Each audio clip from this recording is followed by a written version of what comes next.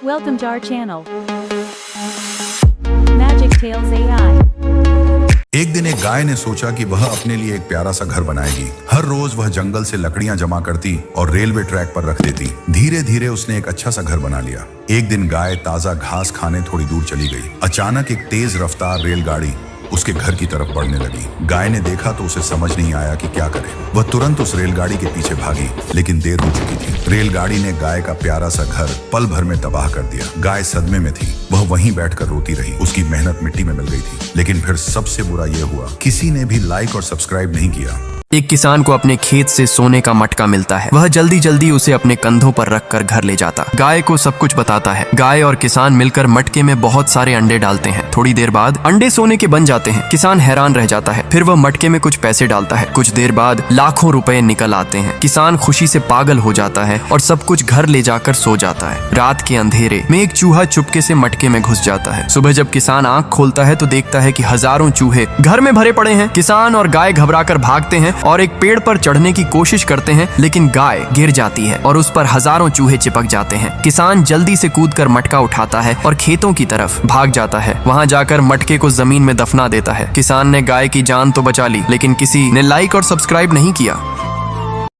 एक दिन किसान को एक पुराना जादुई तंदूर मिलता है। जब वह रोटी सेंकता है तो रोटी सोने की बन जाती है। किसान खुशी से झूमने लगता है और गाय के साथ रोज गर्मा गर्म सोने की रोटियां बनाता है। फिर वे उन्हें बेचने गांव से शहर जाते हैं। लेकिन एक दिन एक छोटी सी छिपकली तंदूर के अंदर चली जाती है। किसान देखता है तो पूरा तंदूर लाखों सोने की छिपकलियों से भर चुका होता है। किसान और गाय वहां से भागने लगते हैं, मगर गाय गिर जाती है और उसके शरीर पर सोने की छिपकलियां चिपक जाती हैं। किसान जल्दी से उस जादुई तंदूर को तोड़कर नष्ट कर देता है और फिर गाय को बचा लेता है, लेकिन किसी ने भी लाइक और सब्सक्राइब नहीं किया।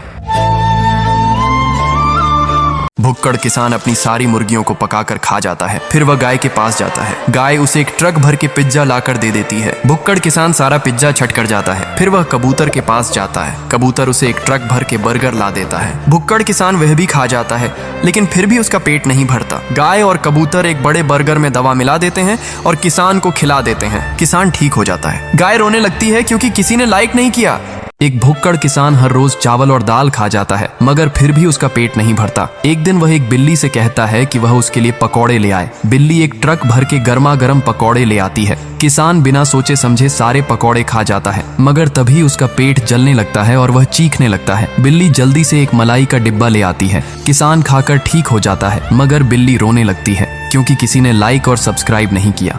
ये भुक्कड़ किसान ईद के दिन भी पिज्जा चुरा कर भाग जाता है। फिर अपना मटका जैसा पेट भरने के लिए पिज्जा खाता है। भुक्कड़ किसान का पेट नहीं भरता। वह भेड़ चुरा कर भाग जाता है। फिर उसे पकाकर खा जाता है, लेकिन फिर भी उसका पेट नहीं भरता। इस बार किसान अपनी भूख मिटाने के लिए एक बड़े ऊंट को गिराने की कोशिश करता है, लेकिन ऊंट भुक्कड़ किसान को उठाकर चूहों से भरे गड्ढे में फेंक देता है। फिर चूहे किसान को खाकर अपनी ईद मनाने लगते हैं और किसान चिल्लाने लगता है। तभी वहां एक दयालु बिल्ली आ जाती है जो किसान की जान बचा लेती है। फिर किसान और बिल्ली रोते हैं और कमेंट देखते हैं, लेकिन किसी ने हैप्पी ईद भी नहीं कहा।